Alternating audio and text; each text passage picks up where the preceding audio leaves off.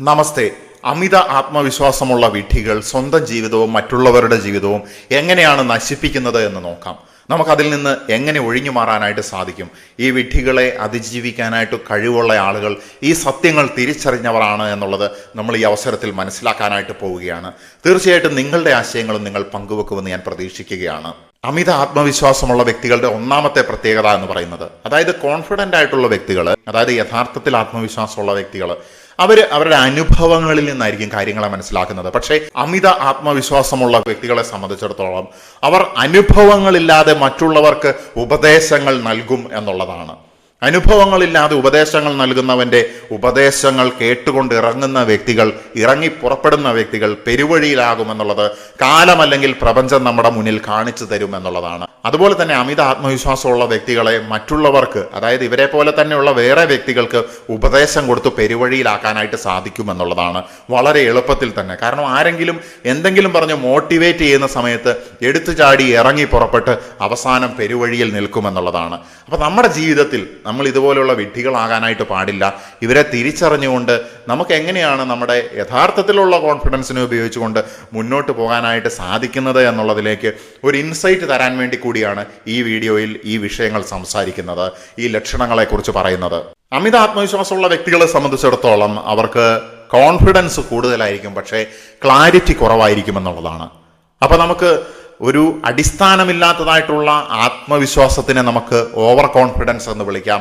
അതുപോലെ തന്നെ അമിത ആത്മവിശ്വാസം എന്ന് വിളിക്കാം. ചില സമയത്ത് വളരെ ഈസി ആയിട്ട് അത് അഹങ്കാരം എന്ന് പറയുന്ന സംഗതിയിലേക്കും കൺവേർട്ടായിട്ട് പോകാൻ എളുപ്പമാണ് എന്നുള്ളതാണ്. രണ്ടാമത്തെ അമിത ആത്മവിശ്വാസക്കാരുടെ ഒരു പ്രത്യേകത എന്ന് പറയുന്നത്, തെറ്റായ തീരുമാനങ്ങൾ പോലും ശരിയാണ് എന്ന് അവർ മറ്റുള്ളവരെ കൺവിൻസ് ചെയ്യുമെന്നുള്ളതാണ്. അപ്പോൾ ബുദ്ധിശൂന്യരായിട്ടുള്ള വ്യക്തികൾ ഇവരുടെ ഈ വർത്തമാനം കേട്ടിട്ട് ഇവർ പറയുന്ന കാര്യത്തിലേക്ക് ഇറങ്ങി പുറപ്പെടുകയും അവസാനം തിരിച്ചടികൾ നേടുകയും ചെയ്യുമെന്നുള്ളതാണ്. ഇങ്ങനെയുള്ള വ്യക്തികൾ ഒരിക്കലും സ്വന്തം തെറ്റുകൾ അംഗീകരിക്കില്ല എന്നുള്ളതാണ്. അതുകൊണ്ട് തന്നെ അവർക്ക് അവരുടെ കൂടെ നിന്ന ആളുകളിൽ നിന്ന് തന്നെ പിന്നീട് ശത്രുതയുണ്ടാകുമെന്നുള്ളതാണ്. അവരുടെ ബന്ധങ്ങളിൽ വിള്ളലുകൾ വളരെ എളുപ്പത്തിൽ ഉണ്ടാകുമെന്നുള്ളതാണ്. അതുകൊണ്ട് ഇങ്ങനെയുള്ള ആൾക്കാരെ നമുക്ക് തിരിച്ചറിയാനായിട്ട് സാധിക്കുകയാണെങ്കിൽ ഈ പറഞ്ഞ ലക്ഷണങ്ങളും ഇനി പറയാൻ പോകുന്ന കാര്യങ്ങളും മനസ്സിലാക്കിയിട്ട് നമ്മൾ അവരിൽ നിന്ന് അകന്നു നിൽക്കുന്നത് വളരെ മഹത്തരമായിട്ടുള്ള ഒരു കാര്യമാണ് എന്ന് ഞാൻ പറയുകയാണ്. അടുത്തതായിട്ടുള്ള ഇവരുടെ ഒരു പ്രത്യേകത എന്ന് പറയുന്നത്, ഇവർ മറ്റുള്ളവരുടെ ജീവിതം എടുത്ത് കളിക്കും. അതായത് മറ്റുള്ളവരുടെ ജീവിതത്തിൽ, ചുരുക്കി പറഞ്ഞാൽ ഇവരുടെ ഒപ്പം നിൽക്കുന്ന ആൾക്കാരുടെ ജീവിതത്തിൽ തന്നെ അൺനെസസറി ആയിട്ടുള്ള റിസ്കുകൾ ഉണ്ടാക്കുമെന്നുള്ളതാണ്. എന്നിട്ട് ഇതിന്റെ പരിണിത ഫലങ്ങൾ ആരാണ് അനുഭവിക്കുക? ഈ അമിത ആത്മവിശ്വാസമുള്ള വിഡ്ഢിയുടെ വാക്ക് കേട്ട് ഇറങ്ങിയതായിട്ടുള്ള വ്യക്തികൾ തന്നെയാണ് എന്നുള്ളത് നമ്മൾ മനസ്സിലാക്കേണ്ടിയിരിക്കുന്നു.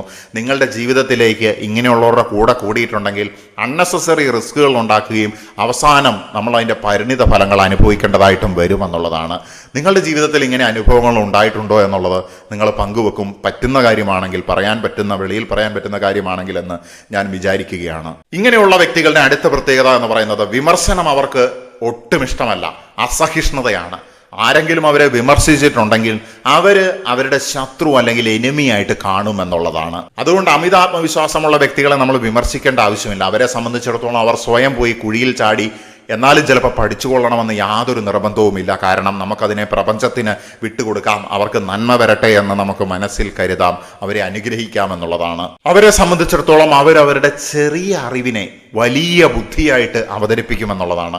ഇന്നത്തെ കാലത്ത് ഈ ഓൺലൈൻ, അതുപോലെ തന്നെ ഈ AI ടൂൾസ് ലൈക്ക് ChatGPT പോലുള്ള ഒരുപാട് ടൂൾസ് ഉണ്ട്. നമുക്ക് എളുപ്പത്തിൽ ഗൂഗിളിൽ സെർച്ച് ചെയ്താലോ അല്ലെങ്കിൽ ChatGPTയിൽ സെർച്ച് ചെയ്താലോ ഒക്കെ പല കാര്യങ്ങളെക്കുറിച്ചിട്ടുള്ള അനുഭവങ്ങൾ പല വ്യക്തികൾ പറഞ്ഞതും അല്ലാതെയൊക്കെ നമുക്ക് ലഭ്യമാകുമെന്നുള്ളതാണ്. അതുകൊണ്ട് ഇന്ന് അറിവ് സമ്പാദിക്കാനായിട്ട് ഇങ്ങനത്തെ ആളുകൾക്ക് എളുപ്പമാണ്. അവരെവിടെ നിന്നെങ്കിലും ഒരു അറ്റവും മൂലയൊക്കെ പഠിച്ചു വന്നതിന് ശേഷം അതൊരു വലിയ അറിവായിട്ട്, വലിയൊരു ഐഡിയ ആയിട്ട്, വലിയൊരു സ്ട്രാറ്റജി ആയിട്ട് മറ്റുള്ളവരുടെ മുന്നിൽ അവതരിപ്പിക്കുകയും അവസാനം എല്ലാവരും കൂടെ കുഴിയിലേക്ക് ചാടും എന്നുള്ളതാണ്, പരാജയത്തിന്റെ പടുകുഴിയിലേക്ക്.